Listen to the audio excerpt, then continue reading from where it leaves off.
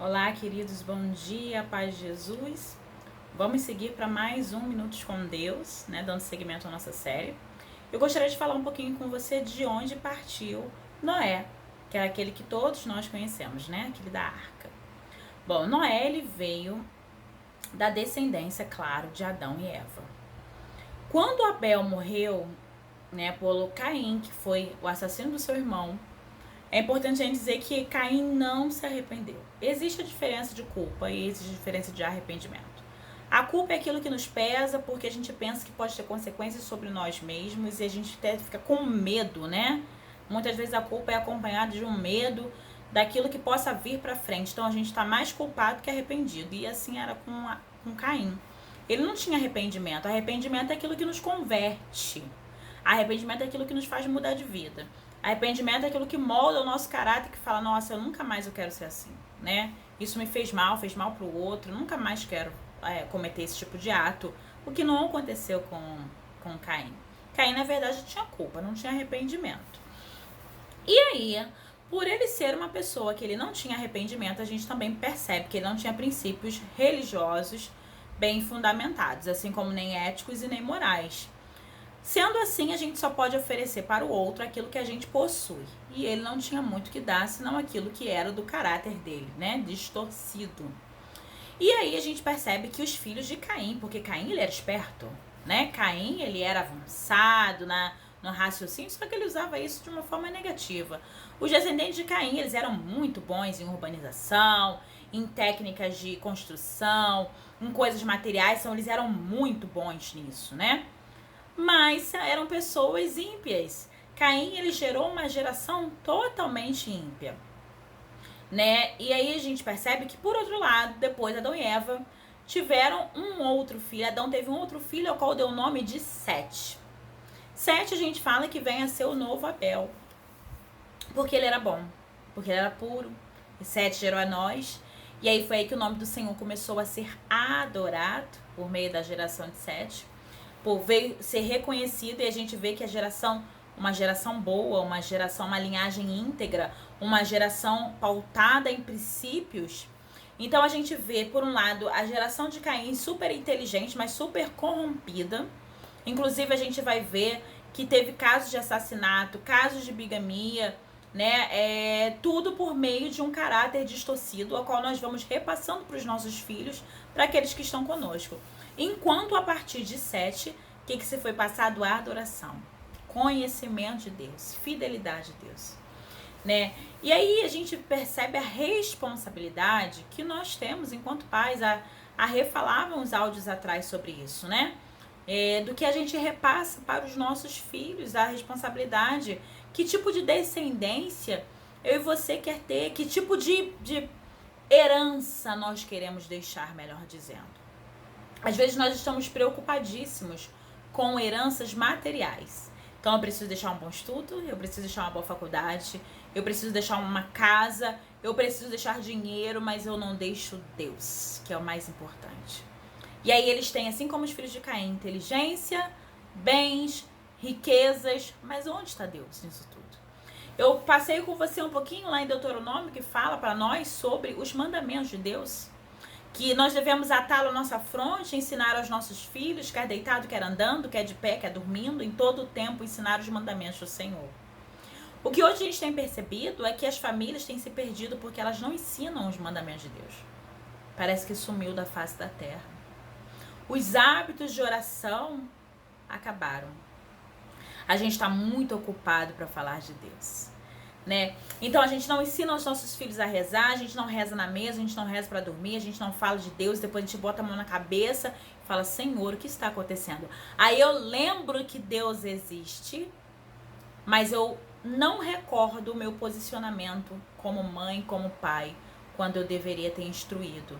E às vezes você pode falar assim, Renata, mas os meus filhos já cresceram, mas os meus filhos já têm seus próprios caminhos, e eu não fiz antes, e agora? O que eu vou fazer? Nunca é tarde para você falar de Deus. Na hora que você precisar dar um conselho, porque vai ter momentos que eles vão te solicitar.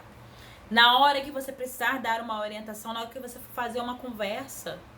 É necessário, como Salomão, falar com Deus, eu preciso de ajuda, me dê sabedoria.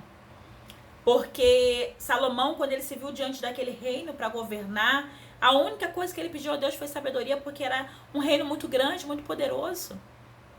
E nós também temos a nossa família, um presente precioso do céu.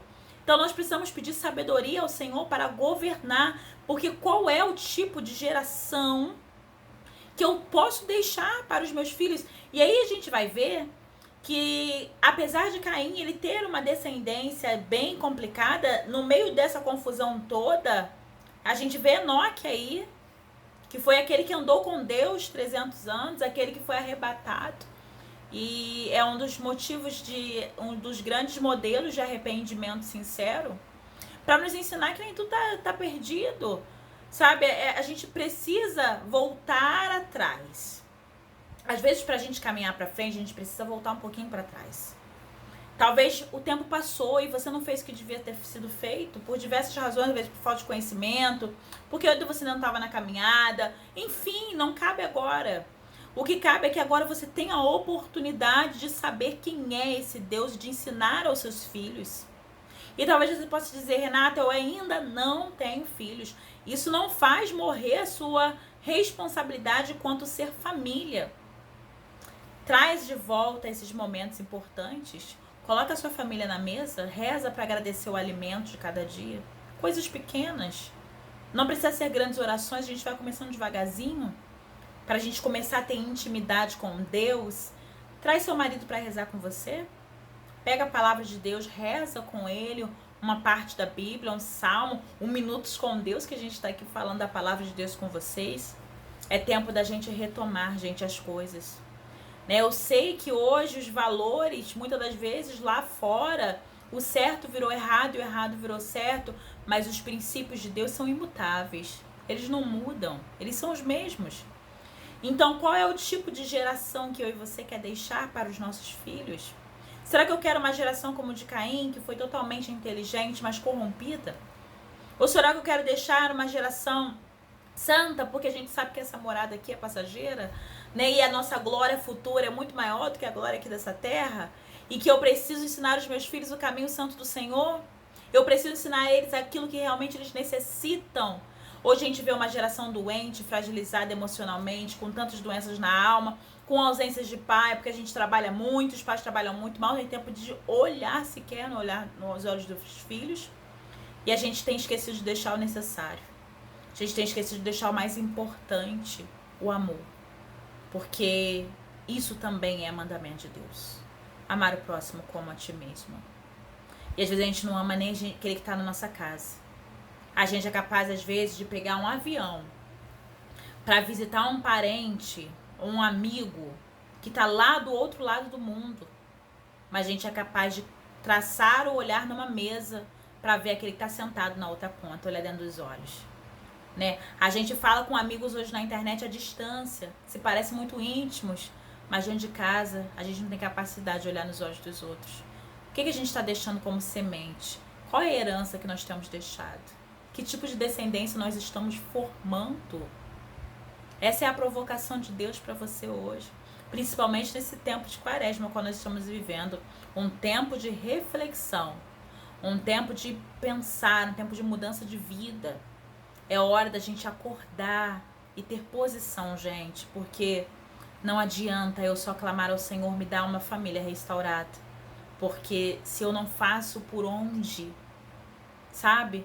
Eu preciso contribuir porque, gente, Jesus, ele faz milagres com aquilo que já é existente. Quando Deus abriu o mar já estava lá, ele só abriu, né? Porque ele faz isso, ele potencializa realidades que já existem. Quando Jesus estava lá e multiplicou os pães e os peixes, ele multiplicou o pão e peixe que já existia. Ele potencializa coisas que já existem.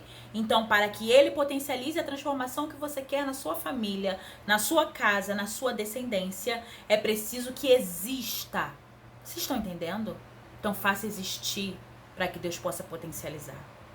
É tempo de posição. Recomece. Trace uma nova rota. Não é tarde.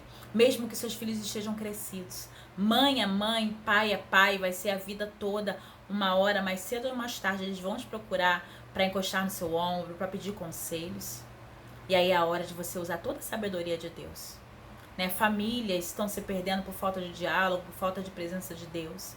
É hora da gente retomar os verdadeiros princípios que Deus nos ensinou.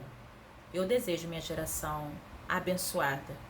Eu desejo uma geração santa. Que da nossa geração, amados, possam sair padres, madres, religiosos, ministros de louvor, pregadores, homens e mulheres de Deus. Que possam sair profissionais santos, políticos santos, sim, por que não? Médicos santos, enfim, todas as profissões. Que do nosso meio possam sair pessoas com integridade, com honestidade, porque elas são projetadas nos verdadeiros princípios de Deus. E aí talvez você possa falar assim, Renata, mas eu fiz tudo certo. E de repente meu filho saiu, se bandiou para outros caminhos. Deixa eu falar uma coisa com você. Nós temos as próprias escolhas na nossa vida. Até Deus é assim com a gente tem livre-arbítrio, não é assim? Aí Deus fala uma coisa, mas se eu não quiser fazer, eu não vou fazer, eu vou arcar com as consequências disso. Com os nossos filhos é igual. Vai chegar uma hora que eles vão criar os próprios caminhos. Pode ser que, de repente, eles não sigam exatamente aquilo que você está plantando nesse momento. Mas aí eu te faço recordar lá do filho pródigo. O que aconteceu? Ele foi. Mas, quando a situação ficou muito difícil, ele lembrou o quê? Na casa do meu pai, até os empregados dele têm tratamento melhor do que eu estou tendo. Eu vou voltar para lá. O que eu estou querendo falar com você? Quando você coloca a semente no coração do seu filho, quando você coloca a raiz firme, pode ser que por escolha eles podem até se desvirtuar. Mas uma hora eles vão se recordar da semente plantada, assim como aquele filho pródigo, e eles vão lembrar quem eles são. E eles vão voltar para casa. Agora nós não podemos deixar de plantar. Eu não posso deixar de plantar boa semente na minha casa. Eu não posso deixar de plantar boa semente na minha família. Eu não posso deixar de plantar boa semente com os meus filhos. E dessa boa semente, né, nós temos aí a geração de Noé, que foi aquele que também contribuiu para a salvação por meio do dilúvio. E a gente vai ver na Bíblia que a geração de Caim, ela foi exterminada com o dilúvio, enquanto a geração de Sete, ela foi preservada. Né? Então, que a nossa geração seja preservada pela bondade de Deus. Que a nossa geração seja preservada pelos verdadeiros princípios. O que eu desejo para você hoje é um tempo de posição na sua vida, na sua casa, na sua família, para que nós possamos ter, de fato, uma geração abençoada, potencializada pela mão de Deus nos milagres que nós precisamos tocar em nossas famílias. Um beijo grande e fique com Deus. Tchau, tchau.